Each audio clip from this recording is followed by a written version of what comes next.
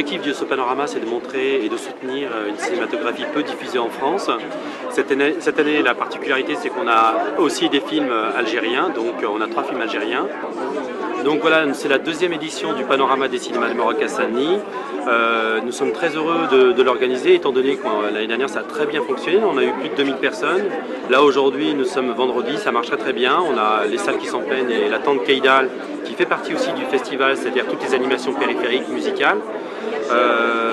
Donc l'objet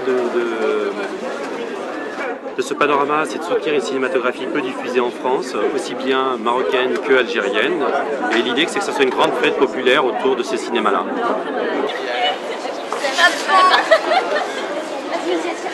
Quand j'avais 25 ans, j'ai commencé en fait à rêver de faire du cinéma. Donc voilà, j'ai commencé très tard à rêver en fait de faire des films. Et puis ça m'a pris après une dizaine d'années avant de réaliser mon premier film. Quand j'ai entendu que des anciens combattants débarquaient à Bordeaux, et pour moi, tout est revenu d'un seul coup, justement, toute cette imagerie. Et moi, c'est comme ça que je fonctionne pour mes films. Tous les films que je fais, je les fais parce que il y a quelque chose qui était resté dans mes souvenirs, dans mon inconscient, dans mon imagerie, en fait, un peu quelque chose qui est resté un peu mystérieux. Je fais partie de ceux qui pensent que un pays qui fait du cinéma, n'importe quel pays, pour qu'il y ait une dynamique, pour qu'il y ait un cinéma vivant, qui bouge, qui évolue, tout ça, il faut qu'il y ait toujours une dynamique entre le cinéma documentaire et le cinéma de fiction. Le documentaire, ça a toujours été un cinéma très dangereux pour le système, pour tous les systèmes. Parce que justement le documentaire, il va donner la parole à des gens qui n'ont pas forcément la parole. Et il va donner la parole à des gens qui jouent leur propre rôle dans la vie quotidienne. Nous, par exemple, au Maroc, s'il n'y a pas eu ce genre de cinéma, c'est aussi parce que c'était dangereux. Et c'est aussi pour ça que mes films ne sont toujours pas montrés à la télévision, par exemple, au Maroc, parce que on peut montrer indigène plus facilement.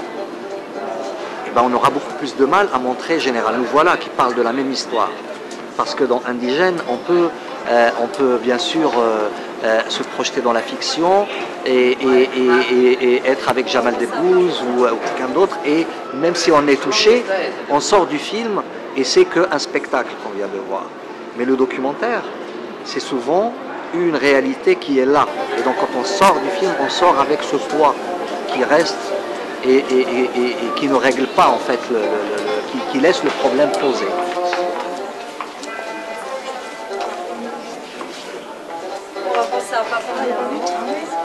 J'ai fait ce film-là sur la figure de Slimane Azam parce que pour moi, c'était faire un film sur Slimane Azam, c'était un peu redonner un peu de fierté à nos parents et dire qu'en fait, nos parents qui sont arrivés en Algérie dans les années 50 ne sont pas arrivés simplement qu'avec leur force de travail, mais que parmi eux, il y avait aussi des artistes.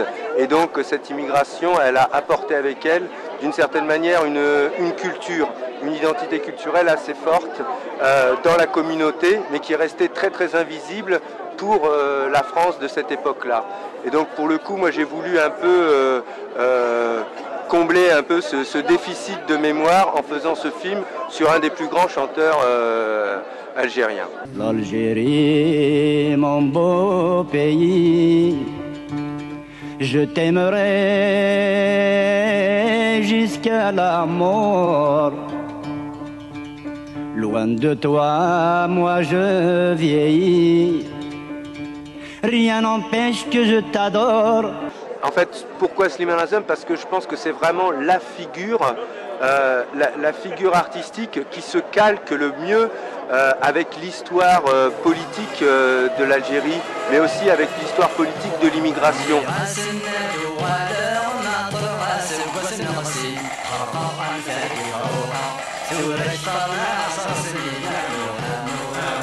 Par rapport à la question du cinéma d'Afrique du Nord aujourd'hui, on voit que c'est très difficile, quoi, et même si Par exemple, on sent que par rapport au Maroc, il y a une volonté comme ça une espèce de movida qui commence à émerger. Moi j'ai senti qu'il y avait vraiment une volonté.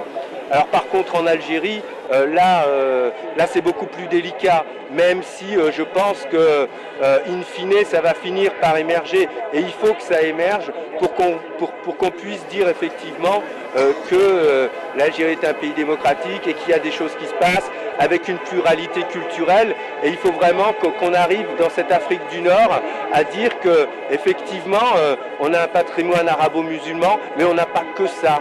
On a un socle berbère qui est anté-islamique, qui est d'une richesse sans fond, et qu'on a intérêt. Dire ça, c'est pas discréditer l'arabo-musulman, bien au contraire, c'est de dire que cet arabo-musulman s'est bâti sur un fondement qui est beaucoup plus divers. Je veux dire, le socle berbère, il intègre la dimension hébraïque, il intègre des dimensions zoroastres, il intègre des dimensions très très vastes. Et je pense que tout ça, ça constitue une richesse et pas une faiblesse. Et il faudrait vraiment que ça émerge, et ça pour la richesse d'un peuple, pour l'intelligence d'un peuple, et pas simplement que ça soit un alibi de division politique.